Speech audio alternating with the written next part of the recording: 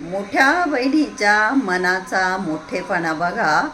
आता माझी जी मोठी बहीण आहे ना, आपली बबला आता, ती माझे सगळे व्हिडिओ बघती. आणि काल परवा मी तो अपलोड केलेला शॉर्ट बघितला.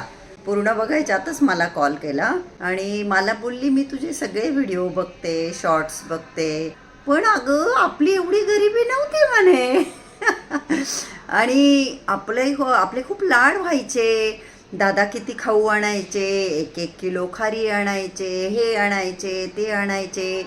आपल्यासाठी बाजरीच्या भाकरीचा, गावठी तुपाचा काला बनवायचे. तूप कढवल्यानंतर जी बेरी राहायची ना, आपले दादा काय म्हणतात त्याला, मालपोहे बनवायचे. दादा आपल्यासाठी भजे तळायचे, कवठं आणायचे, कुठला पण खाऊ आणता आणि खूप आणायचे.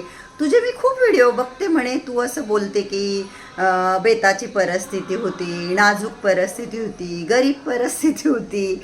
तर आपण एवढे पण काही गरीब नव्हतो. म्हणजे तिच्या मनाचा मोठेपणा बघा. आणि खरंच म्हणजे मी मनात खरंच मला असं वाटलं की खरंच आपली बहीण किती ग्रेट आहे. ॲक्च्युली तिचं म्हणणंही बरोबर आहे. मी तुम्हाला नेहमीच सांगते की आईवडिलांनी आमच्यासाठी खूप केलं. जेवढं ते करू शकत होते तेवढं ते करू शकले.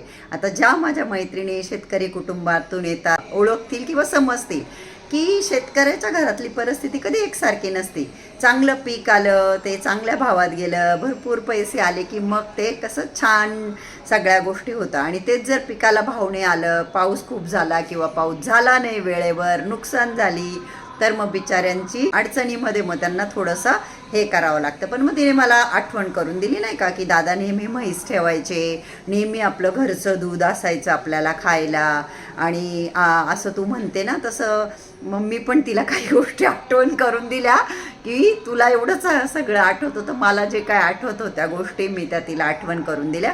आणि मी माझ्या बहिणीला हेच म्हटलं की तू म्हणते ते बरोबर आहे की आपले खूप लाड होते. खाण्यापिण्याच्या बाबतीत आमच्या आईवडिलांनी कधीच कमी केलं नाही, कधीच नाही. वडिलांना पण फार आवड होती मुलींना हाताने स्वतः करून खाऊ घालायची. परंतु कधी कधी असं व्हायचं. आणि जी काही परिस्थिती होती त्याच्यामध्ये तिचं जे वाक्य आहे ते किती मोलाचं आहे की आपण एवढे काही गरम नव्हतो, आपण मालपोहे खायचो, आपण बाजरीच्या भाकरीचा, गावठी तुपाचा म्हणजे साजूक तुपाचा काला खायचो. आणि दिवाळी असली की पॉन्ड्सच्या पावडरचा डब्बा यायचा. मला तिने ते सगळं आठवण करून दिलं की हिरव्या कलरचं वासाचं तेल असायचं, मोती साबणाने आपण आंघोळ करायचो. म्हणजे खरंच मला खूप छान वाटलं. थँक्यू बबला अक्का, तिने मला खूप छान छान आठवणी करून दिल्या.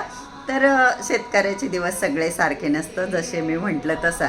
तर काही कटू आठवणी आहेत, खूप चांगल्या छान छान आठवणीसुद्धा आहे लहानपणीच्या.